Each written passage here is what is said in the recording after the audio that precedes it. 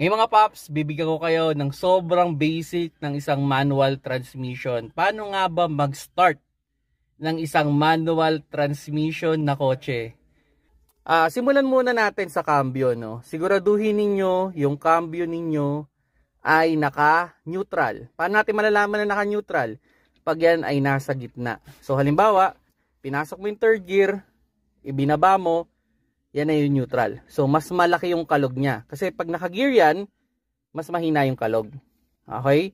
So yun yung neutral. Napaka-importante niyan mga paps. Pag in-start nyo yung isang manual transmission, dapat nandito yan sa center. Naka-neutral siya. Although pwede namang i-start ng isang manual transmission kahit naka-gear, pero kailangan naka-apa ka sa clutch. Pero ideally, yan, kailangan naka-neutral lang kayo. So pag naka-neutral na kayo, papasok nyo na yung susi. Okay? Then, iilaw yan. Yun. So, ganun lang mga paps yung pag-start ng isang manual transmission. Siguraduhin nyo laging naka-neutral yan bago nyo i-start para tuloy-tuloy na yung pag-start ng isang manual transmission.